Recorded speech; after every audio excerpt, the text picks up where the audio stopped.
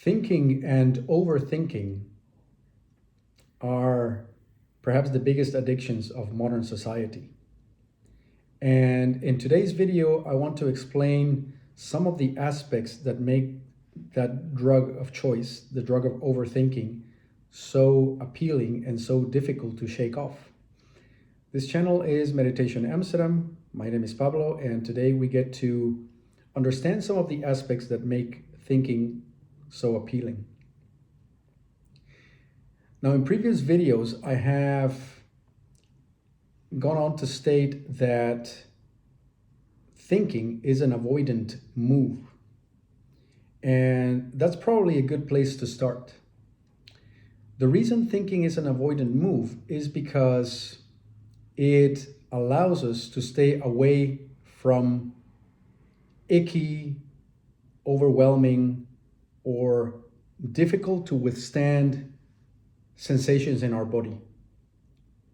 If you remember some of the videos that we've done in the past about how we cut ourselves off from the neck down as part of our natural human development as we're children, then thinking is something that allows us to preserve that divide in place. You see, once we have created a personality and gone to our head as our primary center of operation, the body becomes a foreign and inconvenient territory that we hardly want to explore or be subject to. And what thinking allows us to do is to be avoidant of the body, so that when we are facing a difficult situation, instead of our attention going down into the body to sense check how we feel about things from a somatic perspective, we go to our head, and thinking allows us to start spinning our wheels in a mental world of decisions, analysis, memories, choices, or apparent choices. And while we're doing all that, we are avoiding actually feeling the somatic reality of the situation, how that feels to us from an embodied perspective.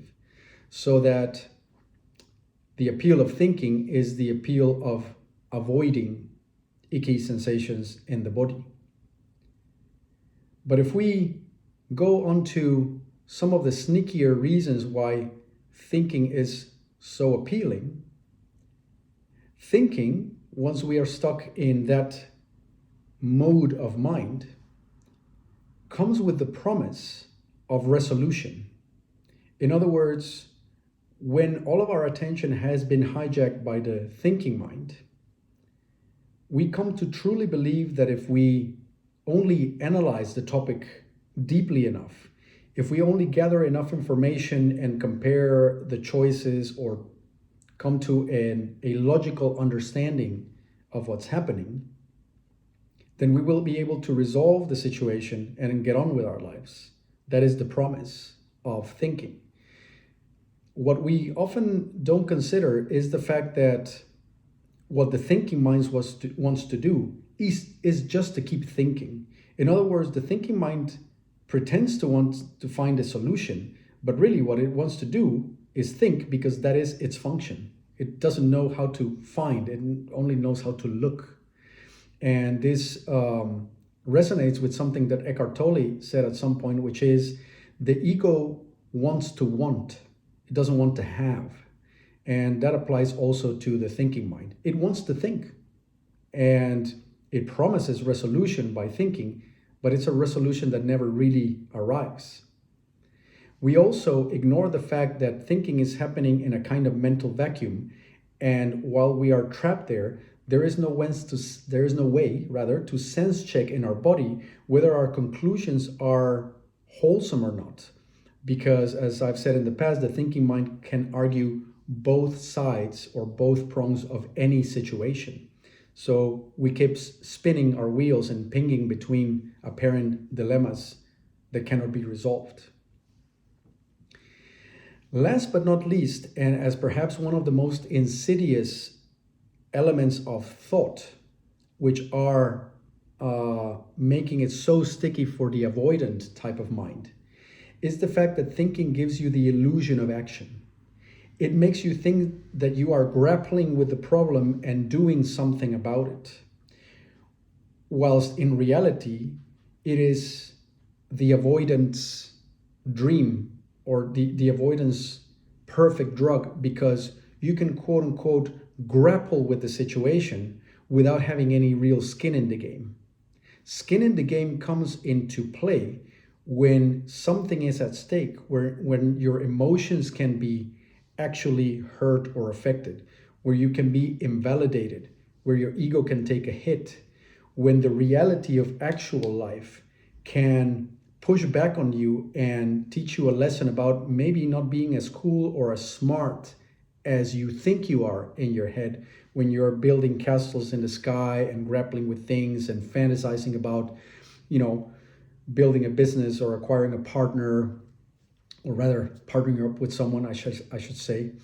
Although to the ego is more of an acquisition enterprise than anything else.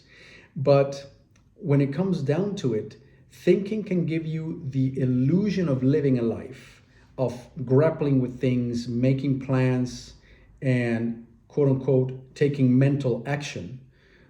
But there's no skin in the game, and there is no feedback loop from the actual world to teach you whether the things that you're coming up with are in reality panning out or not. So it's perfect for the avoidant, because what the avoidant wants to avoid is being invalidated at the end of the day. And the ickiness and the pain and the ego dystonic states that come from that invalidation. So thinking gives you a broad space to go into big dreams, grappling with problems, making lists, comparing things, engaging in even debates with people or with yourself about stuff. But in reality, the rubber hasn't met the road. Nothing has happened. Nothing has moved. But at the same time, there is no possibility of being invalidated, in which case you are, quote unquote, in safe ground. So that's a little bit of a list of things. It may not be completely comprehensive, but it is some of the thinking that has been playing up in my mind this week. And I've also been working with several people on topics, all of which have a kind of similar flavor of validation, codependency, overthinking, and avoidance. And they have a similar flavor of some of the payoffs and some of the more insidious elements of overthinking, and how overthinking tends to be such a sticky situation, not just because the mind loves to do so, but because there is a payoff of not having skin in the game and remaining to be avoidant to life. I am very curious about your thoughts on this one, so feel free to share them in the comments section. And as usual, if you believe that this kind of information can be beneficial to other people, then your liking, sharing, and subscribe it makes the channel far more visible to others. And as usual, I'll be back with more videos pretty soon. Thanks for listening, and until then, cheerio, and bye-bye.